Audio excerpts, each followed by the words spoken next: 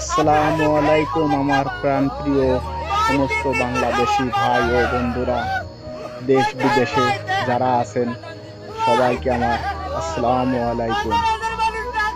জানি না কে কে কোন অবস্থা আছেন, তবে সবাই মনে আলহামদুলিল্লাহ ভালো আছেন। আর যারা বিশেষ করে আমাদের প্রবাসী আছেন, আমরা যারা প্রবাসে থাকি, আমরা তো সবাই দেখতেছি যে বর্তমানে আমাদের বাংলাদেশের দূর অবস্থা, বন্যা কবলিত হাজারো মানুষ আজ ঘর ছাড়া বাড়ি ছাড়া, আজ রাস্তায় তাদের ঠাঁই। আসলে কি বলবো, দুঃখের কথা। আজকে বাংলাদেশের যে পরিস্থিতি, যে ভয়াবহ বন্যা, তা দেখলে দু চোখে পানি গড়িয়ে পড়ে।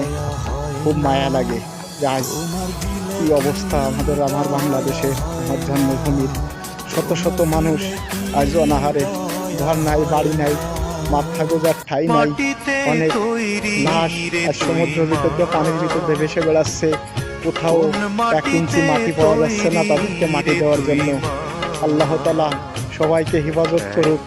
আল্লাহ তাআলা সবাই যারা মারা গেছে সবাইদের ক্ষমা করে দিয়ে, শহীদের মৃত্যু যেন আল্লাহ তাআলা কবুল করে নেয়। আর আমরা যারা বিশেষ করে দূর প্রবাসে আছি, আমরা সবাই তাদের পাশে একটু দাঁড়াই, তাদেরকে আমরা কিছু সাহায্য সহানুভূতি করি, সাহায্যের হাত আমরা বাড়িয়ে দিই। আজ বাংলাদেশের যে করুণ অবস্থা, সমস্ত জেলার মানুষ আজ মানুষের পাশে দাঁড়াচ্ছে।